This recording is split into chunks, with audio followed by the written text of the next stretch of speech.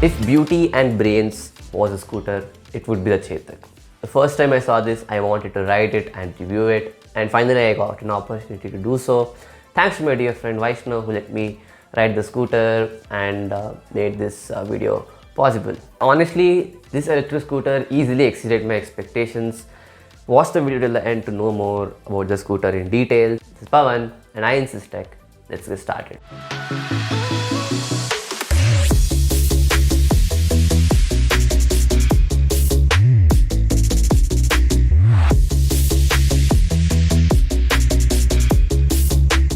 Let's start with looking at the design of this scooter in this gorgeous red color. Looks and feels so premium because I have the premium version with me today and not the urban version, which is the base model. You have to experience it in person to fully get the feel of it.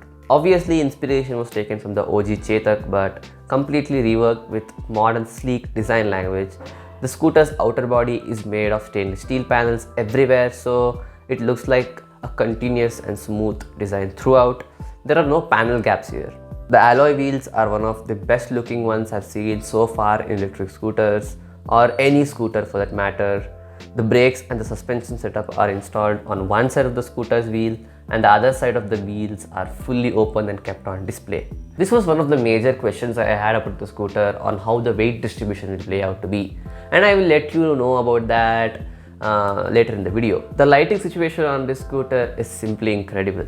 The headlamp DRL is what catches people's attention on the road. It surrounds the whole headlamp so perfectly, and this tiny attention to detail stuff like these Chetak logos carefully placed on different parts of the scooter. I could keep going about the design, especially for a person like me who is more into sporty design, but this new different look just caught my attention and I just became a big fan of it. In fact, my 450 and the Chetak parked next to each other, such drastic design language differences.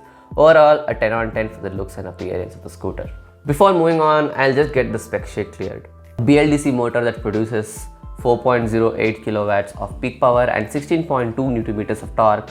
The battery pack is rated at 3 kilowatt hour and the scooter does 0 to 40 kilometers per hour in around 4.5 seconds. Can reach top speeds up to 60 kmph, has two riding modes, Eco and Sport. Changing between these modes can be done manually or the scooter switches to sport mode on its own after a particular speed is reached or based on the throttle input. The range is pretty good at 90 km per charge in Eco mode and 80 km per charge in sport mode. Although I didn't have time to test the range of the scooter, but I can trust these numbers by judging it for the amount of time I had with it. It has a Bluetooth connected instrument panel which is completely digital, and the curb weight is around 132 kilograms. Talking about the suspension, it has a leading link suspension in the front and a monoshock in the rear, and the suspension is tuned to be very soft and comfortable according to what the scooter is being sold as, a practical city scooter for daily commuting. The build quality was something I was really impressed about. These are steel panels, you guys, not the usual fiber reinforced plastic that feel weak to touch. These are really robust and kind of explains the weight of the scooter for the most part. The switches on the dash feel premium and responsive to press. Everything is controlled from here. The rear view mirrors are well built. The footrests provided are pretty sturdy and come out quickly without any effort, unlike some scooters where the footrest is not well made.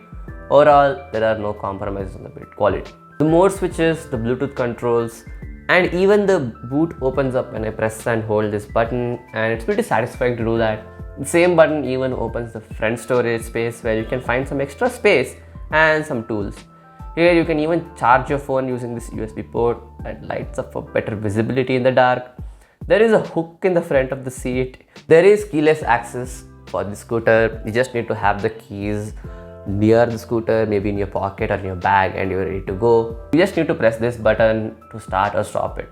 The scooter even has this feature where you press the button on the key and you can locate the scooter because the indicators start glowing, in case it's a dark parking lot and you forgot where you parked. The main dash console has a digital display. Nothing fancy, not a lot of tech going on, just shows all the information related to speed and odo, riding modes and the battery SoC. I had an issue with the screen. It's not bright enough for the harsh sun. I could barely focus my camera onto it and the black background is not helping at all. Apart from that, functionality wise, it's fine and gets the job done. The boot space is not that big. You can't fit in a full-sized helmet in it, but you can keep some smaller stuff. Right beside the boot, you can find the charge port for the battery. The smaller boot space is because of the battery pack placement. It's not right under the footboard. Instead, it is placed under the boot, approximately little behind the center of mass of the scooter. This scooter does not support DC fast charging as of now, and Bajaj has not built any public charging stations anywhere. So all you got is a slower AC charger that you can use to charge this 3 kW pack in just under 5 hours, and a 25% charge can be achieved in just an hour. Yeah, charging ecosystem wise, nothing groundbreaking, just a simple plug-in charging scenario with decent charging speeds. Understandable because Bajaj is not specifically an EV company that focuses on energy aspects of the EV ecosystem. It makes scooters and bikes, and they have done a good job with the Chetak. Now the most important aspect of the scooter, on what it feels like to ride. This scooter doesn't have a high torquey nature on its own like the Aethers and the Olas. Instead, this scooter has a more continuous and stable power and torque delivery because it is not made for a high torquey and sporty use case. Now don't get me wrong, it has a good amount of torque at the start, and also when you are at a higher speed, it can reach the claimed top speed on a flat road with no problems. But somewhere it does lack that punchy performance that you would expect from an electric scooter. The scooter is fun to ride in its own unique way. Stable and silent pickup, the windy high speeds, I cannot feel any imperfections on the road. The suspension is so well tuned and absorbs all the jerk if you go over a relatively big pothole or a speed breaker on the road. The weight of the scooter is a crucial part. See, the thing is, the front suspension setup is installed on one side of the scooter. Also, the brakes from both front and rear are installed on one side of the scooter. So what this should do is, it should make the scooter more imbalanced by putting all the weight on a single side of the vehicle. At least that's how it is supposed to work theoretically. But fortunately, that's not the case. The scooter is well balanced in terms of weight from front to back, handles really well in the corners. The weight doesn't seem to be an issue at all. Actually, the weight is adding more to the ride experience. It stays grounded on the road at corners and long turns. Bajaj has really done a good job in terms of weight management and dynamic handling. When you talk about the 0 to 60 timestamp or the torque delivery, this scooter is just not catching up compared to its competition.